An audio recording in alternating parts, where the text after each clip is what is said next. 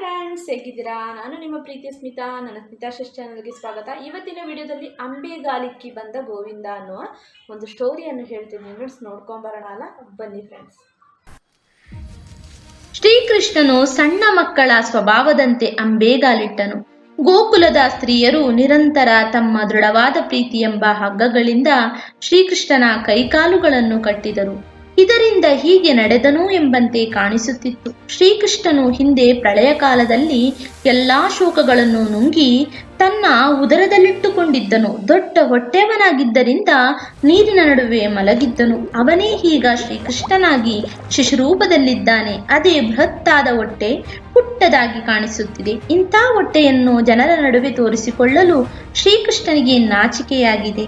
ಯಾರಿಗೂ ತನ್ನ ಹೊಟ್ಟೆ ಕಾಣಬಾರದೆಂಬ ಉದ್ದೇಶದಿಂದ ಮೊಣಕಾಲುಗಳಿಂದ ಸಂಚರಿಸಿದನೋ ಎಂಬಂತೆ ಕಾಣಿಸುತ್ತಿತ್ತು. ಶ್ರೀಕೃಷ್ಣನು ಅಂಗಳದಲ್ಲಿ ಅಂಬೆಗಾಲಿಕ್ಕುತ್ತಿದ್ದನು. ಕೆಸರಿನ ಮೇಲೆ ಅಂಬೆಗಾಲಿಡುತ್ತಿದ್ದನು.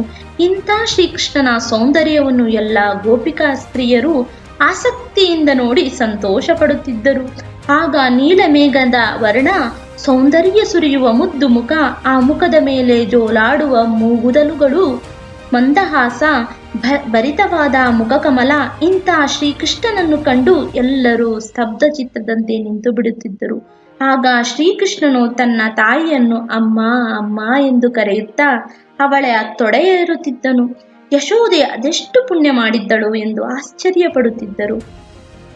ಶ್ರೀಕೃಷ್ಣನು ಅವನ ಕತ್ತಿನಲ್ಲಿ ಧರಿಸಿದ್ದ ಮುತ್ತಿನ ಸರ, ಪ್ರಕಾಶಿಸುವ ವಂಕಿ, ಕೈಬಳೆ, ಕಾಲ್ಗೆಜ್ಜೆ ಇವುಗಳೆಲ್ಲವೂ ಅತಿಶಯ ಕಾಂತಿಯಿಂದ ಮಿನುಗುತ್ತಿದ್ದವು.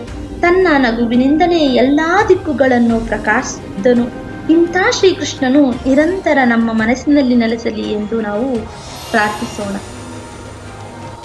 ಐ ಹೋಪ್ ಎಲ್ಲರಿಗೂ ಈ ವಿಡಿಯೋ ಇಷ್ಟ ಆಗಿ ತಿಳ್ಕೊಂಡಿದ್ದು. ಇಷ್ಟ ಆಗಿದೆ, ಏನು ಮಾಡಬೇಕು ಅಂತ ಗೊತ್ತಲ್ಲ, ಲೈಕ್ ಮಾಡಿ, ಶೇರ್ ಮಾಡಿ, ಸಬ್ಸ್ಕ್ರೈಬ್ ಮಾಡಿ.